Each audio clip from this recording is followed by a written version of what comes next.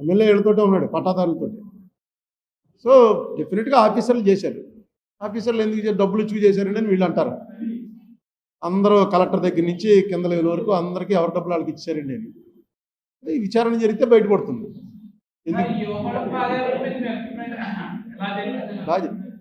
బాగా జరిగింది.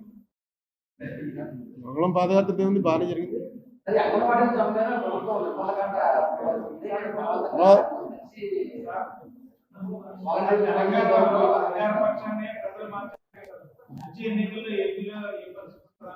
అదే చెప్తుంది, ఏపీలో మామూలుగా ఇన్కంబెన్సీ యాంటీ ఇన్కంబెన్సీ డెఫినెట్గా అన్ని చోట్ల ఉంటుంది.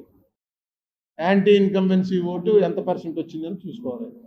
వీళ్ళిద్దరూ కలవటం అనేది కొంచెం వీళ్ళకి బలం. మన ఎవరో పవన్ కళ్యాణ్ చంద్రబాబు కలవటం.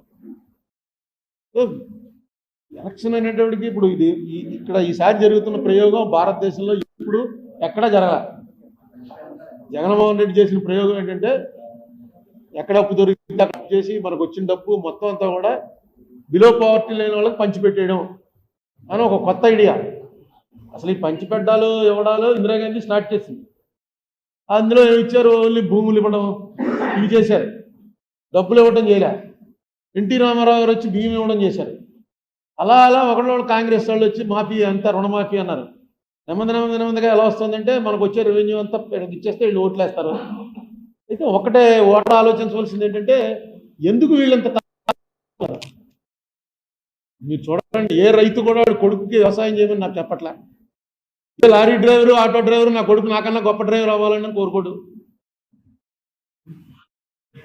ఎందుకు డాక్టర్ గారు కొడుకు డాక్టర్ అవ్వడానికి ఇష్టపడతాడు, పొలిటీషియన్ కొడుకు పొలిటీషియన్ అవ్వడానికి ఇష్టపడతాడు. ఎందుకంటే వీటిలో ఆదాయం ఎక్కువ ఉంది. జర్నలిస్ట్ ఎవడో కొడుకు జర్నలిస్ట్ అవ్వాలి, కానీ అయిపోతూ ఉంటారు జన్యుపరంగా అయిపోతుంటారు. నాకు చాలామంది తగులుతుంటారు. మా నాన్నగారు మీకు బాగా తెలుసండి అని. వాళ్ళు జర్నలిజం ఇప్పుడు కోర్సులు వచ్చే చదువుకుని బాగా మంచి ప్రొఫెషన్ కింద టేకప్ చేసుకుని వస్తున్నారు. సినిమా యాక్టర్ కొడుకుని సినిమా యాక్టర్ చేస్తాడు. కారణం ఏంటంటే అందులో బాగా ఆదాయం ఉంది. ఇందులో బాగా ఆదాయం ఉందన్నమాట. వచ్చి మీకు 2000 ఇచ్చి మీకు సేవ చేయడానికి అవకాశం ఉందని అడుగుతున్నారు. ఎవడన్నా హాస్పిటల్ దగ్గర బోర్డు పెట్టి మా దగ్గర ఆపరేషన్ చేయించుకుంటే 10,000 రూపాయలు ఇస్తానంటే ఎవడన్నా వెళ్తాడు? అసలు ఆ వీధిలో కూడా వెళ్ళరు. ఇది సేమ్ అలాంటిదే. మేము చేస్తాం ఆపరేషన్, మీకు 2000 ఇస్తున్నాం, ఇప్పుడు తర్వాత ఇంకా ఇవన్నీ కూడా ఇస్తాం అని చెప్తున్నారు. అది ఎవరైతే ప్రజల్ని అవేకం చేయాలో అది చేయగలిగిన వాళ్ళు ఎవరు లేరు. ఎవరో వాళ్ళు మాట వింటలేదు. పవర్టీ వల్ల డబ్బులు ముందు ఎవరిస్తే వాళ్ళు నెక్స్ట్ డబ్బు ఇచ్చుకుని వ్యతిరేకంగా ఓటేయడం అనేది చాలా పెద్ద ట్రైనింగ్ ఇవ్వాలి. ఎందుకంటే పేదవాడు జనరల్గా ద్రోహం చేయలేకే రిక్షాలు లాక్కునో కూలి పని చేసుకునో బతుకుతున్నాడు. ఎక్కడో కూలి పని చేసేవాడు ఇంటికి వెళ్ళి అక్కడ ఏ బంగారం దొరికితే తీసుకుని పట్టుకు పారిపోలేరు. 99% of the people below poverty line, honest to the core. అందుకే ఏవో చిన్న పనులు చేసుకుని బతుకుతారు తప్ప దొంగతనాలు చేయడం, అబద్ధాలు ఆడడం, మీ దగ్గర డబ్బు తీసుకుని కొడుకేయడం. అందుకే డబ్బులు ఇద్దరి దగ్గర తీసుకుంటున్నారు. వాళ్ళు ఎవరికి ఇష్టమైతే వాళ్ళకి ఇస్తున్నారు, చెప్పేస్తున్నారు కూడాను. ఇంకా వాళ్ళు రాలేదంటే మొన్న ఏంటరా హైదరాబాద్లో చూడండి, పోలింగ్ 4 అవుతున్నా సరే పోలింగ్ చాలా చోట్ల 30%, 40% అయింది. తర్వాత ఎంక్వైరీ చేస్తే డబ్బులు రాలేదు. డబ్బులు రాక ఆగిపోయారు. డబ్బులు ఇచ్చుకున్నప్పుడు వెళ్ళి పిల్లలు పడ్డారు. 7 దాకా 8 దాకా తెరిచి ఉండవలసి వచ్చింది. అది ఇక్కడ ఎప్పుడో వచ్చింది. ఇక్కడ మీకు గుర్తుందిగా 2014లో ఈ చెప్పుల పార్టీ ఆఫీస్ మీద వచ్చి పడిపోయారు. అది అలాగే దానికి ఏం వచ్చే పరిస్థితి లేదని చెప్పి సుబ్రహ్మణ్యం ఆపేశాడు. మిగతా ఇద్దరు ఇచ్చారు.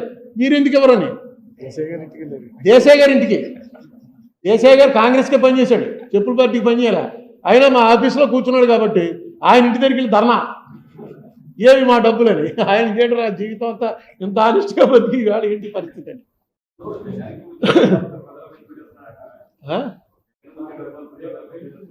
వాళ్ళకు వచ్చే డబ్బు వేరు. దేశంలో చాలా ఉన్నాయి. మహాభారతంలో ఒకసారి సంజయుడు చెప్తాడు ధృతరాష్ట్రుడికి, ఎందుకు వీళ్ళిద్దరూ వీళ్ళకి కొట్టి చచ్చిపోతున్నారు. రోజు రిపోర్ట్ ఇస్తూ ఉంటాడు సంజయుడు వచ్చి, ఈవేళ 5 చచ్చిపోయారు నీ కొడుకులు, ఈవేళ 10 మంది చచ్చిపోయారు అంటే.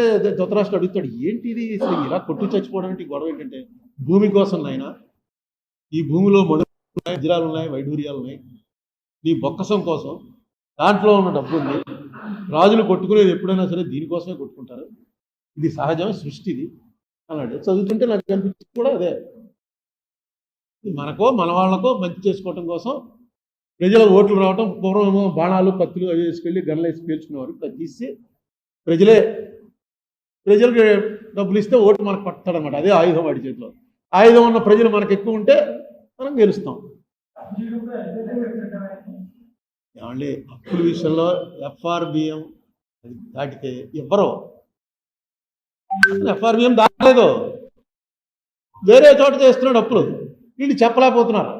ఎందుకంటే నీ టైంలో ఏం జరిగింది అని టక్కన తీస్తున్నారు. మన దురదృష్టం ఏంటంటే ఇక్కడే ఇదంతా కూడా ఓన్లీ ఆంధ్రాలోనే ఈ దెబ్బలాట. అసెంబ్లీలో దెబ్బలాడుకోరు. మళ్ళీ వాళ్ళు పోనీ తెలంగాణ వాళ్ళు అసెంబ్లీలో దెబ్బలాడుకుంటున్నారు డాక్యుమెంట్లు చూపించి. ఇవాళ చూశాను పేపర్లో, సాక్షి పేపర్లో అనుకుంటాను, కింద వేస్తుంటాడు చిన్న బాక్సులు వేసి చిన్న చిన్న మాటలు రాస్తారు. అందులో ఒక ఎకనామిస్ట్ రాశాడు, 2014 నాటికి 54 లక్షల కోట్ల అప్పు భారతదేశానికి. ఇప్పుడు అది 2,05,00,000 కోట్ల అప్పు. ఎక్కడ 54 లక్షలు, ఎక్కడ 2,05,00,000 కేంద్రం చేసిన అప్పు. చంద్రబాబు నాయుడు గారు కానీ జగన్మోహన్ రెడ్డి గారు కానీ ఎవ్వరూ వస్తే కేంద్రం ఎలా చేస్తుంది ఏంటని అడగరు. వస్తే మాట్లాడరు. అది ఆయన అప్పు చేశాడు, ఈయన అప్పు చేశాడు పోనీ దాంతోపాటు కేంద్రం కూడా ఇలాగే దేశాన్ని అంతా అమ్మేస్తుంది, ఇలా అప్పుల పాలు చేస్తుంది అని ఒక్క మాట అనరు.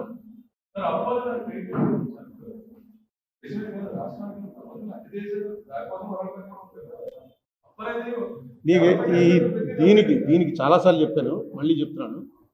అప్పు 2 రకాలు ఉంటుందండి. ఇదో రెవెన్యూ ఎక్స్పెండిచరు, క్యాపిటల్ ఎక్స్పెండిచర్ అని 2 ఉంటాయి. ఇది ఇంతకుముందు స్టోరీ కూడా చెప్పాను. వాడు వెళ్ళి ఒక భూమి కొన్నాడు, ఎక్కడో ఒక 500 గజాలు రిటైర్ అయ్యాక కట్టుకుందామని కొన్నాడు. కొని దానికోసం అప్పు చేయడం మొదలెట్టాడు కట్టడానికి. ప్రతి వాయిదా కట్టాలిగా బ్యాంక్కి. వాడికి వచ్చే జీతం సరిపోవట్లేదు. నీ దగ్గర పక్క వాడి దగ్గర రూపాయల వడ్డీకి అప్పు తీసుకున్నాడు, ఇంకోటి దగ్గర రూపాయల వడ్డీకి అప్పు తీసుకున్నాడు, దాని ఈఎంఐలు కడుతున్నాడు. దాని రేటు దీనికన్నా ఫాస్ట్గా పెరుగుతుంది అనుకో, వాడు చేస్తున్న పని కరెక్ట్, క్యాపిటల్ ఎక్స్పెండిచర్ అవుతుంది. అది లేకపోతే రెవెన్యూ ఎక్స్పెండిచర్ అయిపోతుంది. ఇల్లు కట్టుకున్నాడంటే, ఇల్లు కోసం అప్పు చేసాడంటే అయిపోయింది. ఇప్పుడు మన వాళ్ళు చేస్తున్నంత రెవెన్యూ ఎక్స్పెండిచరే. క్యాపిటల్ ఎక్స్పెండిచర్ చంద్రబాబు గారి టైంలో కానీ ఇప్పుడు కానీ ఎప్పుడు కూడా క్యాపిటల్ ఎక్స్పెండిచర్ 25% దాకా రాలా. మీరు కాంగ్రెస్ గవర్నమెంట్ ఎప్పుడైనా చూసుకోండి, ఆంధ్రాలో 25% అవ్వకపోతే అక్కడ తీసేస్తారు సీఎంని. అక్కడ వేరే సెల్ ఉంటుంది ఢిల్లీలో, వాళ్ళు ప్రతిదీ చూసుకుని 25% రాలేదు అంటే ఒక వార్నింగ్ ఇస్తారు. నేను వెళ్ళి పాండిచ్చేరి సీఎం గారిని తప్పించి వైద్యలింగం అనే ఆయన్ని సీఎం చేసింది నేనే ఇన్ఛార్జిని. నేను చెప్పాను, అతను చాలా పాపులర్ లీడరు రంగస్వామితో జనం ఉన్నారండి, మార్చొద్దండి అని. కానీ ఇదో తగ్గిపోతుంది మొత్తం. ఎలాగ మిగతా స్టేట్లు కూడా మొదలెడతాయి. ఎలాగైనా సరే ఆయనకి వెళ్ళి వార్నింగ్ అని, ఆయన వార్నింగ్ లెక్క చేయలేదు, పార్టీ పెట్టి నగ్గేశాడు. ఆయన మళ్ళీ సీఎం అయ్యాడు. ఇప్పుడు సీఎం ఆయనే. ఏం చెప్తాం, కాంగ్రెస్ అయితే ఒప్పుకోదు, పోతే పోయింది, ఎలక్షన్ పోతే పోయింది. కానీ మనకు ఒక గైడ్ లైన్ పెట్టుకున్నాం, రూపాయలో పావలా ఖచ్చితంగా క్యాపిటల్ ఎక్స్పెండిచర్ చేయాలి. మిగతా 30 ఎలా అయినా పర్లేదు. పావలకు ముంచి వస్తుంది అనుకోండి క్యాపిటల్ ఎక్స్పెండిచర్, అది చాలా ఆరోగ్యకరమైనటువంటి దీంట్లో ఉన్నట్టు. కానీ ఓడిపోతారు. మనకు 20 ఓడిపోయినప్పుడు విజయభాస్కర్ రెడ్డి గారు పరిపాలన చేసిన 3 సంవత్సరాలు highest capital expenditure in India. 92, 93, 94 highest capital expenditure ఖర్చు పెట్టింది. 26 సీట్లు వచ్చి తుక్కు కింద ఓడిపోయాం. దానికి ఎలక్షన్కి సంబంధం లేకపోవచ్చు, కానీ కొన్ని లైన్స్ ఉంటాయి. ఇప్పుడు తండ్రి చిన్నప్పుడు సినిమాకి తీసుకెళ్ళు, ఇంకో చోట తీసుకెళ్ళి అంటే తీసుకెళ్ళకపోతే కొడుకు తెగ తిట్టేస్తాడు. మా నాన్న పక్కన చూడండి ఎంత బాగుంటుందో, మా నాన్న దొంగని. వీడు తీసుకెళ్ళి ప్రైవేట్లో కూర్చోబెడతాడు, ఇంకో చోట కూర్చోబెడతాడు. వాడే ఉద్యోగం వచ్చిన మా నాన్న వల్లే కదా ఎంతవాడిని నేను. మా పక్కింటోడేమో మామూలు బతికాడు, మెకానిక్ అయిపోయి షెడ్లో ఊడుస్తున్నాడు. నేను కూడా మెకానిక్ కావాలని కోరుకున్నాను, కానీ నన్ను ఇంజనీర్ చేశాడు అని వస్తుంది ఫీలింగ్. ఇదే స్టేట్ అయినా అంతే. ప్రజల్లో మార్పు వచ్చే ప్రయత్నం అసలు జరగట్లేదు. ఈ పార్టీ అని ఇప్పుడు చంద్రబాబు చెప్పేది ఏంటి, జగన్మోహన్ రెడ్డి అన్నవాడు రాష్ట్రాన్ని సర్వనాశనం చేశాడు, మొత్తం పంచిపెట్టడం తప్ప ఇంకో పని చేశాడా, ఒక రోడ్డు వేసాడా, ఏం చేశాడని వేయాలి ఓట్లు అని ఆయన అడుగుతున్నాడు. చూస్తే అది చాలా కరెక్ట్. కానీ ఆయన కూడా చెప్తున్నాడు, ఆయన ఇచ్చేదానికన్నా నేను ఎక్కువ ఇస్తాను. ఆయన అమ్మఒడి ఒక పిల్లడికి ఇస్తే మేము ఎంతమంది పిల్లలు ఉంటే అంతమంది పిల్లలకి ఇస్తాం. ఆయన 10,000 రూపాయలు రైతుకి ఇస్తే మేము 15,000 ఇస్తాం అని ఈయన దానికి డబల్ ప్రామిస్ చేస్తున్నాడు. ఇది ఎలా యాక్సెప్ట్ చేస్తాం? డబ్బులు ఇలా అయిపోవడానికి కారణం ఏంటంటే పంచిపెట్టడం. ఆయన ఇంకా ఎక్కువ పంచిపెడతానంటున్నాడు. సరే ఇవ్వకపోవచ్చు అంటే మభ్య పెట్టడమో మోసం అన్నా చేయాలి, లేకపోతే రాష్ట్రాన్ని దేవాలయంలో దించాలి, ఏదో ఒక పద్ధతిలోనే నెగ్గుతారు అని ప్రజలు అనుకుంటే ఏం చేస్తారు? పొలిటీషియన్కి కావాల్సింది అధికారం. వాళ్ళకి హ్యాపీ. నేను ఇంత ముందు కూడా చెప్పాను, 25 సీట్లు వాళ్ళవే, వాళ్ళు ఏం చెప్తే చేస్తారు. మొన్న అది చూసిన తర్వాత నేను కాశ్మీర్ ఇష్యూ మీద వీళ్ళ వైసీపీ పార్టీ వారి ఫ్లోర్ లీడర్ విజయసాయి రెడ్డి గారు కాశ్మీర్ ఇష్యూ మీద మాట్లాడుతుంటే లైవ్ చూశాను. రాజ్యసభలో ఆయన మాట్లాడాడు. ఆయన క్లియర్గా జవహర్లాల్ నెహ్రూని బీజేపీ వాళ్ళు కూడా అంత దారుణంగా తిట్టారు, అంత దారుణంగా తిట్టాడు జవహర్లాల్ నెహ్రూ. నేను అనుకుంటాను వైఎస్ఆర్ అనే పేరు పెట్టుకుని పార్టీ పెట్టిన తర్వాత వైఎస్ఆర్ అనేవాడికి జవహర్లాల్ నెహ్రూ అంటే దేవుడే. ఎప్పుడు మాట్లాడినా జవహర్లాల్ నెహ్రూ అన్నవాడు ఏ స్టేజ్ నుంచి ఏ స్టేజ్కి ఈ దేశాన్ని తీసుకొచ్చాడరా అన్న దాని మీద ఆయనకు అర్థమయ్యేది కాదు అసలు. ఏంటి ఒక మనిషికి ఆ ఐడియా ఉంటే దేశం ఎంత ఇది వస్తుందా అన్నంత కమిట్మెంట్తో ఉండేవాడు ఆయన. ఇందిరాగాంధీ అంటే మీకు ఎందుకంటే ఇష్టం అంటే ఒకటే మాట అనేవాడు, నెహ్రూ గారు కూతురండి. అలాంటి మనిషి పేరు పెట్టుకుని, ఎందుకంటే ఈయన రాజకీయాలకు వచ్చేటప్పుడు నెహ్రూ లేడు. నెహ్రూ చచ్చిపోయిన 15 ఏళ్ళకో 16 ఏళ్ళకో ఈయన ఎమ్మెల్యే అయ్యాడు. ఆయన 64లో పోతే ఈయన 78లో ఎమ్మెల్యే అయ్యాడు, ఫస్ట్ ఎమ్మెల్యే. వీళ్ళు పెట్టుకున్న తర్వాత కాశ్మీర్ ఇష్యూలో ఒకసారి రాయ్ బుచ్చర్ అని ఉన్నాడు. ఆయన పేపర్లు చూడండి, మీకు ఢిల్లీలో ఉన్నారు, లైబ్రరీలో ఉంటాయి, లేకపోతే తీన్మూర్తి లైబ్రరీ ఇప్పుడు తీసేట, నెహ్రూ గారి పర్సనల్ లైబ్రరీ ఉంది అక్కడ. అందులోకి వెళ్ళి రాయ్ బుచ్చర్, అతను మనకి జనరల్, ఆ జనరల్ రాసినటువంటి లేఖలు, నెహ్రూ గారు రాసిన లేఖలు అన్నీ ఉన్నాయి అందులో. నెహ్రూని తప్పకుండా నెహ్రూ తప్పు చేశాడు రా అని ఇంకోటో చెప్పచ్చు, కానీ డాక్యుమెంటరీ ఎవిడెన్స్ తోటి మీరు పార్లమెంట్లో మాట్లాడాలి. వాళ్ళు వీళ్ళు చెప్తుంది మాట్లాడితే ఎలాగా? విజయసాయి రెడ్డి గారు చార్టెడ్ అకౌంటెంట్, బాగా చదువుకున్నవాడు. ఓన్లీ బీజేపీ వాళ్ళ అప్పుడు ఫేస్ అమిత్ షా మీద వేశారు, ఇంకా బీజేపీ వాళ్ళ మీద వేశారు, మహా ఆనందంగా ఉన్నారండి. నెహ్రూని మనకన్నా ఎక్కువ తిడుతున్నాడు రా. వైఎస్ఆర్సీపీ అనేది బీజేపీ పాలసీలోకి వెళ్ళడానికి మాత్రం కరెక్ట్ కాదు. మీ ఓటర్స్ బీజేపీ ఓటర్స్ కాదు, మీకు వైఎస్ఆర్ని బట్టే మీ పార్టీ. వైఎస్ఆర్ ఏం చేశాడో అవి చేస్తాడనే తప్ప మీ ఐడియా ఇవాళ నా కోసం నేను బీజేపీకి అనుకూలంగా ఉంటే మంచిది అని వెళ్తే మాత్రం దానివల్ల చాలా అనర్థాలు వస్తాయి మీకు, రాష్ట్రానికి కూడా దేశానికి కూడా.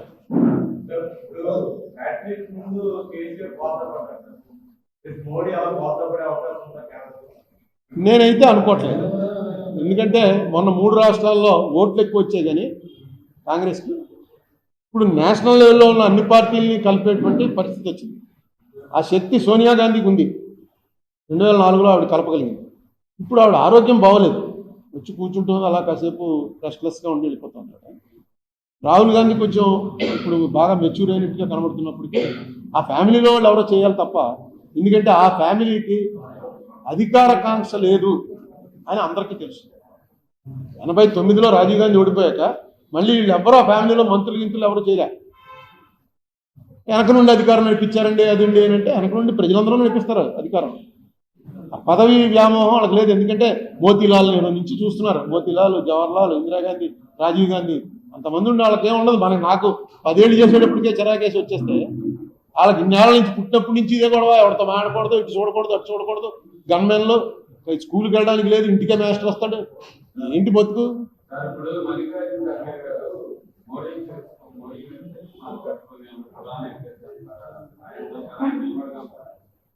ఇది చెప్తున్నా, అందరూ కలవాలండి. ఖర్గే గారు ఎవరైనా సరే ఇప్పుడు కాంగ్రెస్లో వచ్చిన తర్వాత, యూపీఏ వచ్చిన తర్వాత ఎవరు ప్రధానమంత్రి అన్నది ప్రధానం కాదు. వాళ్ళు ఒక ఇది రాసుకుంటారు, ఏంటి ఏం యాక్షన్స్ తీసుకోవాలి. కామన్ మినిమం ప్రోగ్రామ్ అని ఒక ప్రోగ్రామ్ తయారు చేసుకుని 2004లో వచ్చి ఆ ప్రోగ్రామ్ మీద ఎవ్రీ ఇయర్ మాకు బుక్స్ ఇచ్చేవారు. నేను పేపర్లో మన సుబ్రహ్మణ్య మేధావులు మీటింగ్ ఇచ్చి చూపించేవాడిని. ఎవ్రీ ఇయర్ ఈ ఇయర్ ఎంతవరకు అచీవ్మెంట్ చేయగలిగాం, ఏ రంగాల్లో దెబ్బతిన్నాం, ఏ రంగాల్లో మనం చెప్పిన మాటను నిలబెట్టుకోగలిగాం అని ప్రింటెడ్ బుక్ ఆల్ ఎంపీస్కి ఇచ్చేవారు. అది ఒక అలాగే, ఎందుకంటే కాంగ్రెస్ చాలా పాత పార్టీ కాబట్టి వాళ్ళకి కొన్ని సిస్టమ్స్ ఉన్నాయి, ఆ సిస్టంలో నడుస్తుంది. మోడీ గారిది ఇప్పుడు 2,05,00,000 కోట్లు అప్పు చేశారు. అంటే 54 లక్షలు తీసేస్తే దాదాపుగా 1,50,00,000 కోట్లు అప్పు చేశారు. ఏది చూపించండి ఏం చేశారు? ఏదో పోలవరంకి 50,000 కోట్లు ఇచ్చాం, ఎక్కడిచ్చారు? ఏమి ఇవ్వలే. పోలవరం పూర్తయింటే పోనీ ఆయన అప్పు చేసినా పర్లేదండి, ఇలాంటివన్నీ కట్టించేస్తున్నాడు అనుకోవచ్చు. ఏం కట్టట్లే. అయోధ్యలో గుడి కట్టారు, పటేల్ విగ్రహం కట్టారు, ఇంకా ఎక్కడ ఏం చేశారు? రైళ్లు వేస్తున్నారు, సూపర్ స్పీడ్ రైళ్లు వేస్తున్నారు. నేను ఎప్పటి నుంచో చెప్తున్నాను, capitalism versus socialism. BJP capitalist party. అందుకే మీకు వందే భారత్లో వేసి 1000-2000 రూపాయలు టికెట్లు వేస్తున్నారు. రాజమండ్రి నుంచి విజయవాడ మధ్యలో 25 స్టేషన్లు మూసారు. చిన్న చిన్న ప్యాసింజర్లు ఉండేవి, అందులోనే మనకు పాలు వచ్చేవి. రైతులు ట్రావెల్ చేయడానికి దాన్ని చాలా వెయిట్ చేస్తూ ఉండేవారు. అది లోకల్ ట్రైన్స్ లాగా లోకల్ టాయిలెట్స్ కూడా ఉండవు. ఇక్కడ ఎక్కినోడు కొవ్వూరులో దిగిపోతాడు, కొవ్వూరులో ఎక్కినోడు పసిపేదలు దిగిపోతాడు, చాగల్లో బ్రాహ్మణగూడెం, ఇలా వరుసగా ఉన్న స్టేషన్లన్నీ మూసేస్తున్నారు. ఎందుకంటే ఇక్కడ వాళ్ళు వీళ్ళు ఎక్కక్కలేదు అసలు ట్రైన్. మనకి డబ్బులు ఇచ్చేవాడు 4000 రూపాయలైనా టికెట్ కొనుక్కుని వందే భారత్లో వెళ్తాడు. వాళ్ళు కావాలి, బుల్లెట్ ట్రైన్లు కావాలి అన్న ఐడియాలో వాళ్ళు ఉన్నారు. అందుకని ఈ ఐడియాలు చెప్పేటువంటి పరిస్థితిలో ఏ రాజకీయ పార్టీ లేకుండా పోయింది. ఈ ఐడియాలు చెప్పాలి, కమ్యూనిస్టులు చెప్తారు, వాళ్ళు నామమాత్రం అయిపోయారు. తీసారు ప్యాసింజర్లు. ఎక్స్ప్రెస్లో కూడా ఓన్లీ ఫాస్ట్ ట్రైన్సే. ఇంకొన్నాళ్ళకి రాజమండ్రిలో 2 ట్రైన్లు ఆగుతాయి, విజయవాడ వైజాగ్. అంతే, బాగా పెరిగిపోయింది అది. మనకు తెలియకుండా మనకే వచ్చేస్తాం. చూడండి హిందూ మతం ఏమైపోతుందని రోజు వాట్సాప్లో చూస్తుంటే, హిందూ మతం ఉండదు ఇంక 2 ఏళ్ల తర్వాత. ఇదే పండుగ చేసుకోండి, నెక్స్ట్ పండుగ ఉండదు, సంక్రాంతి ఇదే లాస్ట్, ముస్లిమ్స్ వచ్చి ఆక్యుపై చేసేస్తారు, మన హిందుత్వం అంతా పోతుంది అని ఒక పక్కన. ఇంకో పక్కన చూస్తే శబరిమలలో ఎప్పుడు రానంత జనం వచ్చి కొండలు కూలిపోతాయేమో అన్నంత పరిస్థితి వచ్చింది. ఎప్పుడు రాలేదు, వాళ్ళు ఆపేస్తున్నారు ఇక్కడే పంపకవతలే. ఎందుకంటే ఆ పైన జనం దిగిన తర్వాత మీరు ఎక్కాలని. తిరుపతిలో గుర్తుందా 2020లో తిరుపతిలో పైనుంచి అనౌన్స్మెంట్ ఇచ్చి బస్సులన్నీ ఆపేశారు. పైకి వస్తే పైన ఖాళీ లేదు, ఇంకెవరు రావడానికి వీల్లేదని. కరోనా అవగానే కరోనా అయ్యి మనందరం భయపడి చూస్తాం. ఎక్కడి నుంచి వస్తున్నారు ఇంతమంది భక్తులు? మనందరికీ కూడా పెరిగిపోతుంది. హిందుత్వం ఏం తగ్గట్లేదు, విపరీతంగా పెరుగుతుంది, మామూలుగా పెరగట్లే. అయితే ఇదొక తీసుకొచ్చారు, ఏదో ముస్లిమ్స్ పాకిస్తాన్ అనే ఇంత కంట్రీ, ఆ పాకిస్తాన్ వచ్చి మనం ఆక్యుపై చేసేస్తుందని. అది ఎంత ఉంది, ఇంత కంట్రీ ఉంది. నేను వాడెవడో మైక్ టైసన్తో దెబ్బలాడినట్టు, నేను వెళ్తే మైక్ టైసన్ ఊస్తే పడిపోతాం, నన్ను చూపించి భయపెట్టాం. ఆపభీతి కరెక్టే.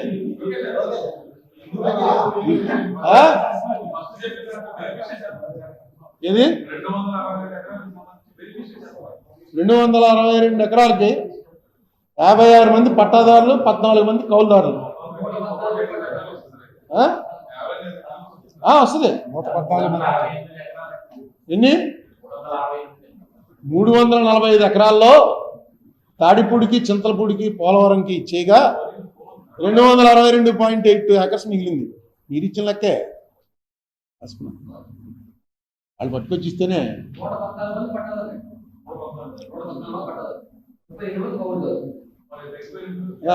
నాకు ఇచ్చిందేమో 56, 14 ఇచ్చారు. అది రోడ్ కరెక్ట్ చేయండి. అంత 114 మంది పట్టాదారులు, 32 మంది కౌలుదారులు. 56, 14 చెప్పేలా మార్చండి.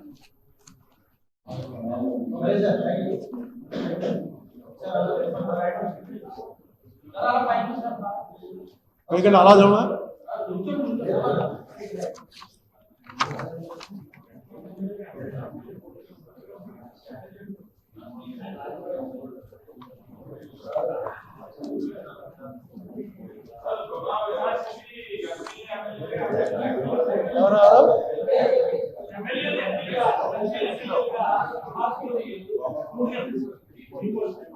ఇంత ముందు కూడా మార్చారు. ఇంత ముందు కూడా చిట్టూరు రవీంద్ర గారు ఎంపీ చేశారు, ఆయన ఎమ్మెల్యేకి పంపారు. నేను ఎమ్మెల్యే పోటీ చేసి ఓడిపోయాను, నన్ను ఎంపీకి పిలిచారు. రామసంజీవరావు గారు యునానిమస్గా ఎమ్మెల్యే అయ్యాడు. కాకినాడ రామసంజీవరావు గారు, మల్లిపూడి రామసంజీవరావు, ఆయన తీసుకొచ్చి 71లో 77లో ఎంపీ చేశారు. జగన్ ఎంపీ ఇంకేంటి తెచ్చిపోయింది.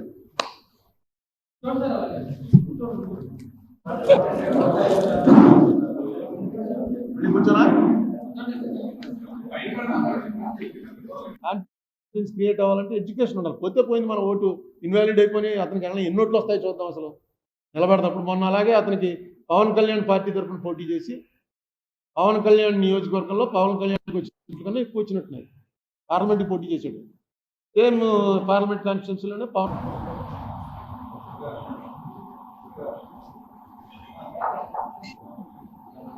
హ్యాపీ న్యూ ఇయర్ అడ్వాన్స్లో చెప్పేస్తున్నాను.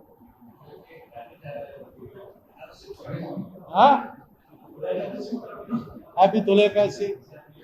తొలి ఏకాదశి కాదు, ఇది వైకుంఠ ఏకాదశి. తొలి ఏకాదశి ఎప్పుడు జూలై ఆగస్టులో వస్తుంది. సబ్జెక్టా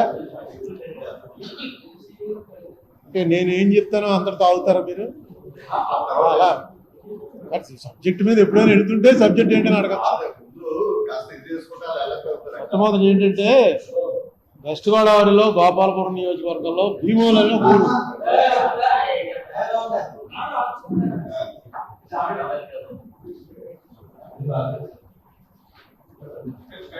ఇక్కడ ఒక విచిత్రమైన పరిస్థితి. నేను ఎంపీగా ఉన్నప్పటి నుంచి అంతకు ముందు నుంచి ఎప్పుడో 1976లో ల్యాండ్ సీలింగ్ లో సరెండర్ చేసిన భూమిని ఒక 262 ఎకరాలు ఒక 56 మంది పట్టాదారులకు ఇచ్చారు. భీమోలు గ్రామం తాలూకు దాని విలువ ఎంత కట్టారంటే 1200 కోట్ల రూపాయలు కట్టారు. గొడవ చేస్తున్న వాళ్ళు 262 ఎకరాలు. దాని మీద లాస్ట్ టైం ఏం జరిగింది, టీడీపీ ప్రభుత్వం ఉండగా టీడీపీ వాళ్ళు ఇన్ఫ్లుయెన్స్ చేసి అక్కడ గొడవ ఏంటంటే అందులో కౌలుదారులని కొంతమంది వచ్చారు. మేము కౌలుదారులు, మాకు రైట్ ఉందని వీళ్ళకి పట్టాలు ఇచ్చేశారు. వీళ్ళు పట్టాదారులు మాది రైట్ అంటారు. క్వశ్చన్ అయితే పట్టాదారుల కంట్రోల్లోనే ఉంది.